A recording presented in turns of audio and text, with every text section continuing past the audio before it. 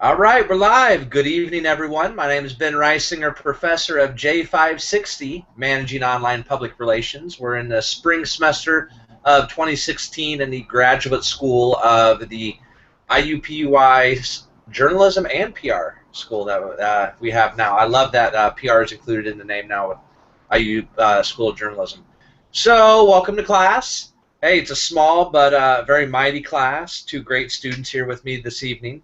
And tonight we're going to talk a little bit about putting it all together. Like, okay, so we've talked platforms, we've talked SEO now, we've talked boosting, but let's talk about some organizations or companies that have really done this well. Sorry, I got a little bit of a head cold going on, or I think it's allergies, so I'm stuffy. Coconut smile from my Darth Vader cup. Hey, but like every week, let's talk some fails, social media fails. Either one of you guys have anything cool or a fail that you would like to throw in for some extra credit for the week? No? I haven't seen any so far on my Twitter's feeds. Yeah? You said you haven't Yeah. seen anything? No, I haven't seen anything. No. Yeah. Okay, well, I'm going to get here. I got one then if you guys don't have one. But it's kind of social media, and it's kind of PR, and it's kind of advertising, so it's really cool. Well, it's not cool. I mean, it was weird, but Gap Kids ad.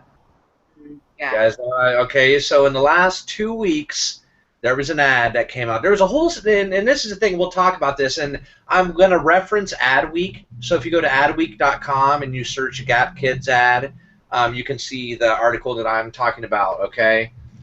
So if you guys know what it is, again, it was an ad of a girl going like this, just kind of leaning on a girl, like buddies. But the little girl she was leaning on was black, and then she was white that she was leaning on it. So it set off a firestorm. I mean, seriously, a firestorm across the internet. I mean, even traditional media picked up on it, and places were running it in print. It was on television. It was all over the place. So you guys know what I'm talking about here. Now, the one thing that Adweek talks about in their article is this was the picture that everybody's upset about is only one picture of a slew of pictures in the actual ad campaign itself, okay? So if you go to Adweek and you find it, again, it's called Gap has apologized for Gap Kids ad, comma, but did it need to, question mark, by Tim Nudd, N-U-D-E. So if you read down, there was another ad that they showed that says girl, okay, and it has a lightning bolt for like the eye and girl, and then it shows a black girl on a little white girl sitting there. Actually, she's not leaning like this. She's just got her hand on her head, and it's just kind of hanging like this. So different than the other one. So a lot of people didn't, look and find out, look and see that, hey, is Gap being racist? So what do you guys think? I mean, it really did set off a media firestorm. That pulled the ad picture that everybody hated.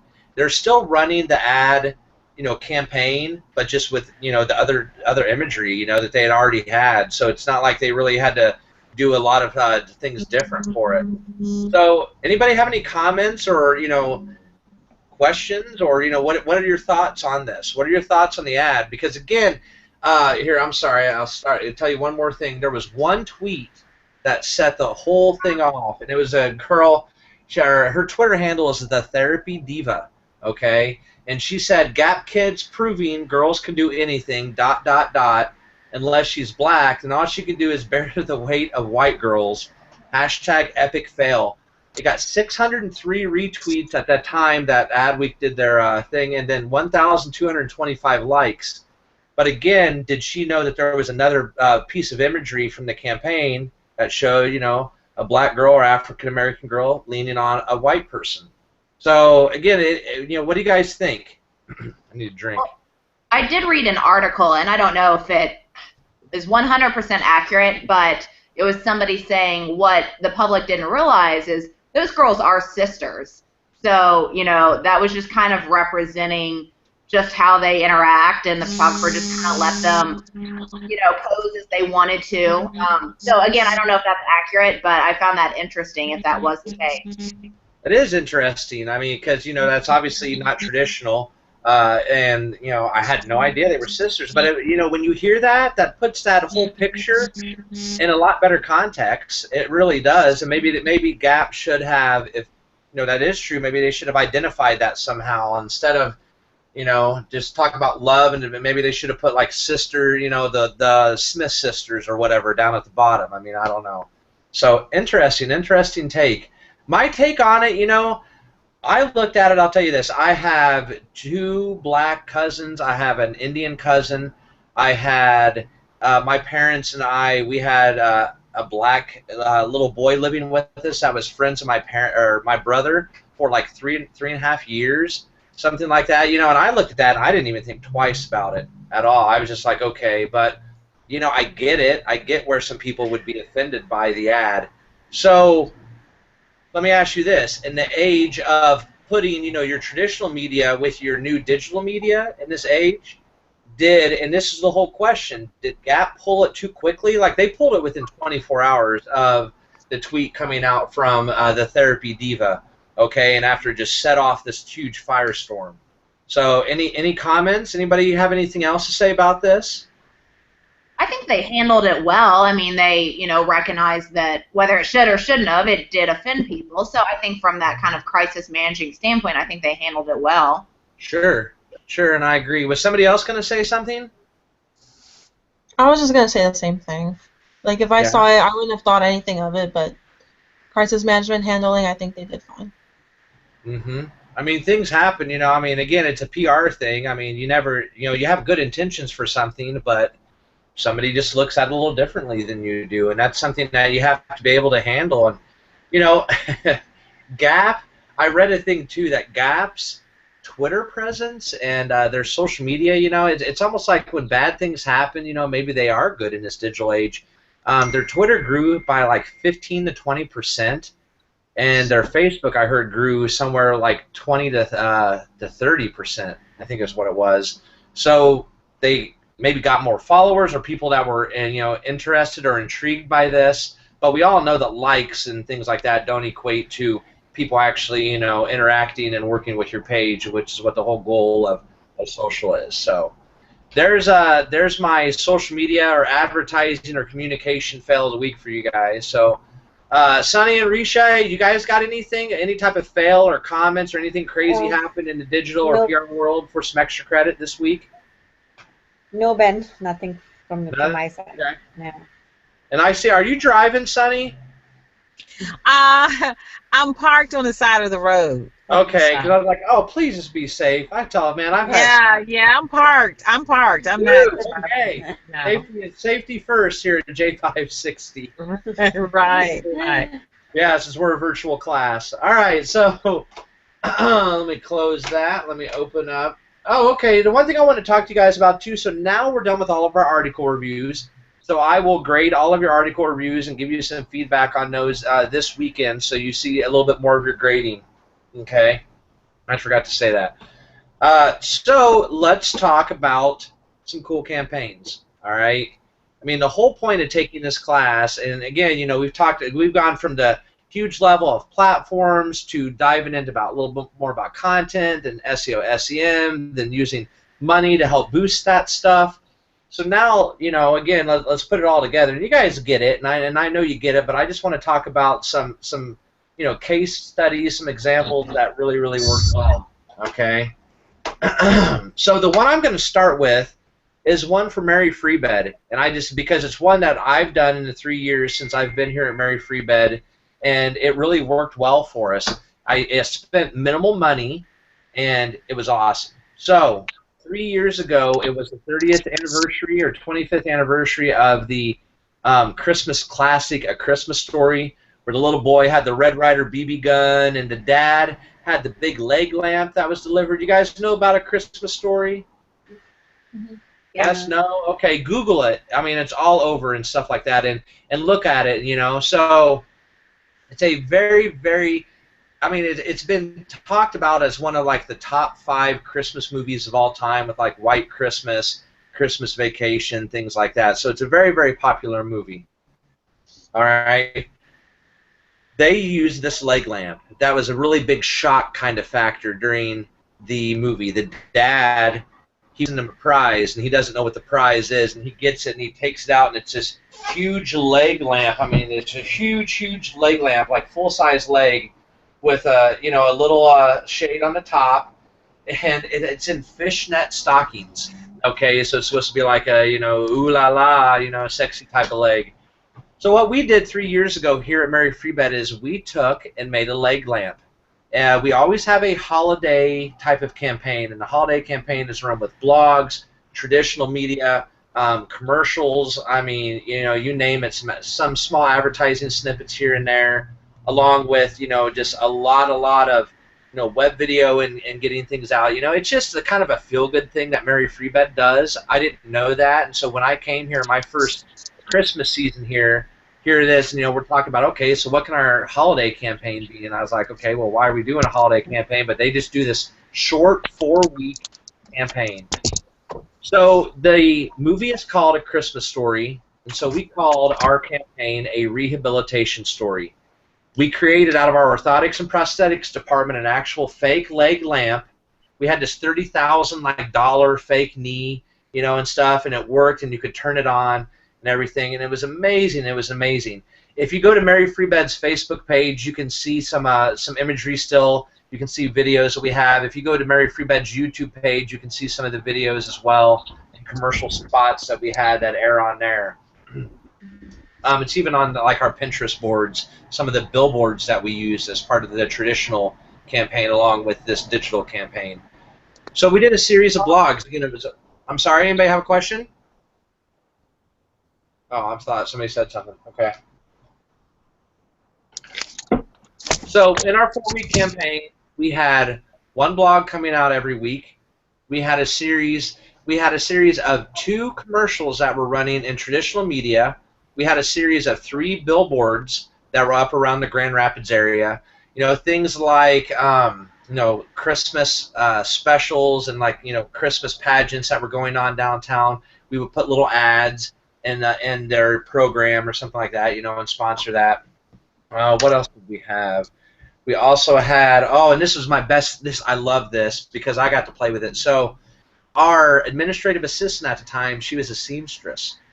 And we were talking about a rehabilitation story and how could we make it even cooler than just this leg lamp, and saying that we can create a leg lamp for you, here, or we can create a leg for you. It was basically to help spread joy, and then also help our orthotics and prosthetics department. So our AA created 2 elf suits. So the commercials we ran were 2 gentlemen that work at Mary Free Bed that actually have a prosthetic leg each. So they're working in this workshop and stuff, and lo and behold, they're building, like this leg lamp and stuff. And then as they walk away and they walk out of the commercial, it goes to their back, and you see these 2 guys walking with fake legs. I mean, it was brilliant. It was awesome. It was fun. People really, really loved it. So, excuse me. So, the Mary Free Bed, A Rehabilitation Story campaign, we obviously had to think about it afterwards, and we had to, look at our ROI, and we had to measure, how many eyes were on our billboards versus, how many people came in, and how many, what was our post-to-click ratio, and our click-through, and our web hits on our blogs. So we looked at it, and we basically came up with, it was about an 85 to 90% success rate. It was one of the, in my, I've been in this career now for 16, 17 years, and I've only had 2 other things besides this. This is one of my top 3 things that I'd ever done in campaigns, just, being a public relations practitioner. It was really, really awesome. So please go to Mary Free Bed's YouTube page or go to their Facebook page, and you can find the image, you can find the videos. If you go to maryfreebed.com, you can go to our blog there, and on the website, and you can find the blogs there. It was really, really cool. So there's my first just touching on it little example. Now I want to ask you guys. I have a couple other things that I want to talk about here with that, but tell me. So you guys get it. Is there anything that stands out to you of a company or a brand using traditional media, you know, right here with digital media right here, blending them together to make this just awesome campaign. Does anybody have anything that sticks out or want to let us know? Nothing? Oh, wow, okay. All right. So if nobody has one, it's cool. I'll go on to my next one. But think about it. Maybe we can talk about it here in a few minutes if there's anything that, you know, you've ever really liked. So one that I like, and I have this here in my notes, and I talk about it every semester, Coke, Coca-Cola, because I'm a Coca-Cola drinker, even though my Coke is winding down. Coca-Cola are literally hands down some of the smartest marketers and PR guys and gals in the entire face of this planet. They have come out and they have said flat out that they spend somewhere, I think it's like 60 to 70% of their entire budget on marketing because they know it's going to pay off and they know they have to get out there. I mean, this is the other crazy thing about Coke and doing this. I think my mother told me one of my first words was Coke. I can't believe it. I don't know how. But she said that, yeah, she let me sip on a little, you know, straw of some Coke back here and then. But she said I said that. And she said I saw a sign, one of the classic round red signs of Coca-Cola. And I was like, woo, Coke, or something like that. I'm not quite sure. But that's crazy. But again, this was in the 70s, so the late 70s. So there obviously wasn't digital media, so they were doing, you know, the traditional regular PR marketing really good back then. But nowadays, Coke has one of the largest reaching audiences on digital across all platforms of any brand that's out there. Okay, your big dogs, if you look this up, and you can look this up on Adweek and stuff, Starbucks is one of them, Coca-Cola is one of them, Chevy or General Motors is one of them, and it always surprises me with that. Oh, and then also one of my favorites is Target. Target is up there too with some of the, you know, they have the artist, you know, wide-reaching audience, and you know they go from old to young, stuff like that. Coca-Cola recently. I can talk about this. This is what I found. Okay, so Coca-Cola has this new, or Diet Coke, I should say, has this new can campaign. Have you guys seen it? Where there's a Diet Coke can, and it looks like a Diet Coke can, but it's like it's artsy, and it looks like somebody drew on it or this or that. So they're coming out with these specialized cans of Diet Coke that you know, are supposed to, I guess, make you feel empowered and happy and stuff. So I was looking on this and I found this on Forbes. It was talking about this campaign. So the campaign started like 8 months ago, and that was earlier than I thought because I'd only really seen it like in the last, I think, like 3 or 4 months, at least up here in Michigan, a lot. So started about 6, 8 months ago. And when they started it, they just had the cans, okay? So they didn't do anything. They didn't, like, advertise it. They didn't say, you know, this is coming soon. They just put out these wild-looking cans, all right? As the cans were out, they started to put, and there's a series of them now. If you go to Coca-Cola's, even Diet Coke has a YouTube page. If you go to their YouTube page, you'll see it's like the artist is drawing the piece of art that's on the can, and then it goes from, like, paper up into the can, and it looks all, you know, wild and funky and pretty. Oh, Nala Dog's coming to say hi. You want to say hi? Come here. We're talking Diet Coke. PR. Hi, Nala. This is Nala girl. She's my mom. You want to look at the camera? Yeah. There's Nala. You're a good girl. Go. Scoot. Scoot. I got to teach. Okay.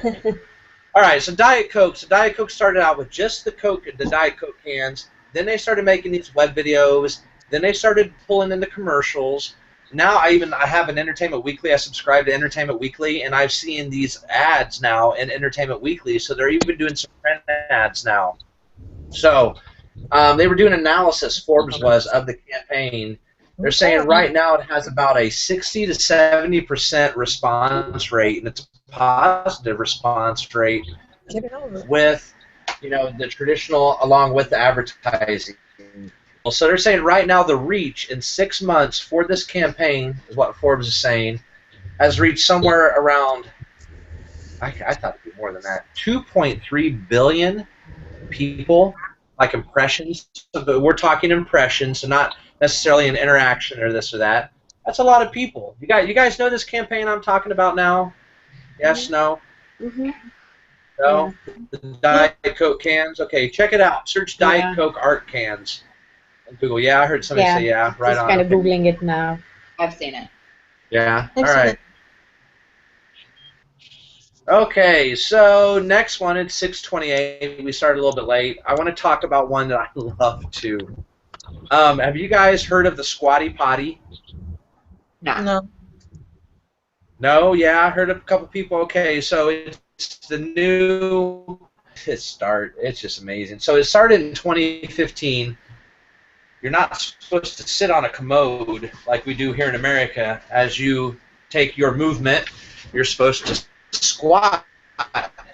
New contraption that you could put over or right around in the front of your actual commode, and you can squat, and it's called the Squatty Potty. Okay? It's supposed to be better for you, better for your back, better for your digestive system, I guess. I've never used a Squatty Potty, though. Okay? The Squatty Potty has a white, very cartoonish-looking unicorn that poops out rainbow. Okay, they created these web videos, these social videos, and I've even seen them now in some advertising for some millennial things and on websites. I've even seen some YouTube ads with this now. So the Squatty Potty is basically trying to play off of humor, which is one of the coolest things, one of the the most attention-grabbing things that people can use in communications and PR to bring people in. If you haven't seen the Squatty Potty, please go to YouTube or Google and search Squatty Potty unicorn, and you will see a slew of what we're talking about. Okay.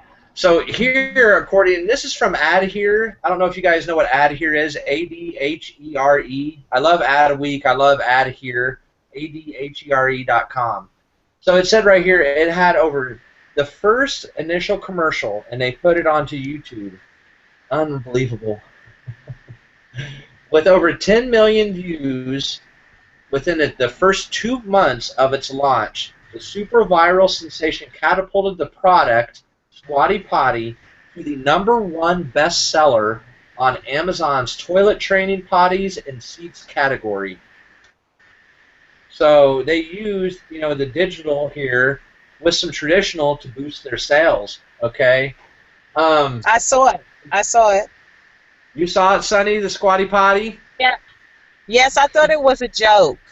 Yeah. A lot of people did at first, yeah. Ain't no joke. And here's the funny thing. I actually have a friend that lives in Chicago, and this was a couple months ago. I think I was tweeting about it or something, and then he laughed. He sends me a direct message on Twitter. His name is Brian, and he took a picture. He has a Squatty Potty. He literally bought a Squatty Potty. He said it's only like $30-40. It's a piece of plastic that you put in front of your commode. It's just crazy to me. So And it has some amazing reviews, actually. Oh, the Squatty Potty has good reviews? All right. Yeah, I can see that. Maybe we've all been pottying the wrong way.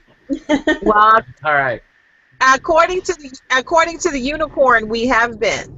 Yes, the unicorn tells you've been pottying the wrong way. Yeah. That's crazy. All right. It's a little after 6:30. So after talking about this, does anybody, again, have an example? I'd love for somebody, if somebody knows something of your digital and your traditional, your traditional and your new media coming together and making that synergy circle of life. I don't have a specific campaign example, but I know Nike is pretty impressive when it comes to their advertising, both on the digital side and the traditional side. Okay. So. Can you elaborate on that? Where do you see them traditionally? Where do you see them digitally and stuff? I think part of it is just they have so many properties, from so many collegiate schools to so many professional properties to so many Olympic sports. So I think you just see a lot of different campaigns at once, depending on if it's Nike running or if it's Nike football or whatever the case may be. So I think that's why they stand out to me. It's just I see so many different campaigns kind of going on at once, I suppose. Yeah, you're right. Nike's just always out there. There's never not a campaign running, right? Right. And they have so many signed athletes that they endorse that, certainly utilizing those high-profile athletes helps get their message out. Absolutely. Absolutely. Anybody else have one?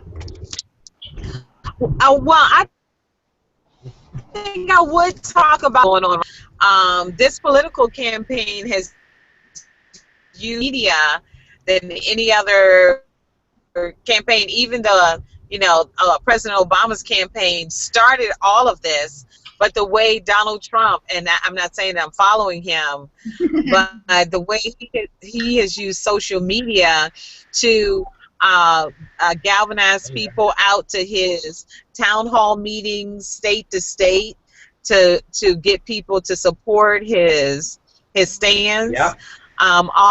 Also, these candidates have put in millions of dollars in their social media digital strategy, doing campaign more than ever before. I mean, like millions and millions of dollars. And the other night, CNN conducted these Republican town hall meetings with the Republicans candidates' families, and that was tweeting online. CNN had the Trump family online, and you could see it online and comment and make comments. In fact, the Trump family was tweeting late into the night. I think it was like 2 nights ago. So the digital platform has really become a great platform for not only brands that you can buy, but also brands that you can vote for. So Sure. I found it very fascinating, very fascinating. No, that's a great point. I mean, yes, Sonny, we know that politicians have got that traditional media down, but yeah, Obama really spurred that, and I mean, now they know it is the easiest and the fastest way for them to reach the masses. I mean, hands down. I mean, yeah, we've had websites for years, but you cannot be a politician, and it's almost like being a celebrity. You cannot be, without having that. It's even probably more important, like you're saying, to a politician because they're campaigning, they're going for something like this. Whereas a celebrity, he's already hired or she by, whatever team that they play for. So that's a great one, and they'll continue to do that.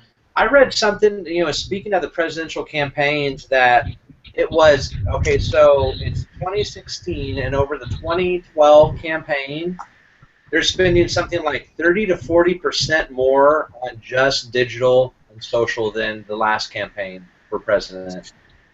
Well, So. absolutely. I did a little research on this, and it's interesting to see that the amount of money that you spend really does not dictate if you win. Like, for example, Ben Carson spent $5 million on his social media campaign, and see how far that got him, right?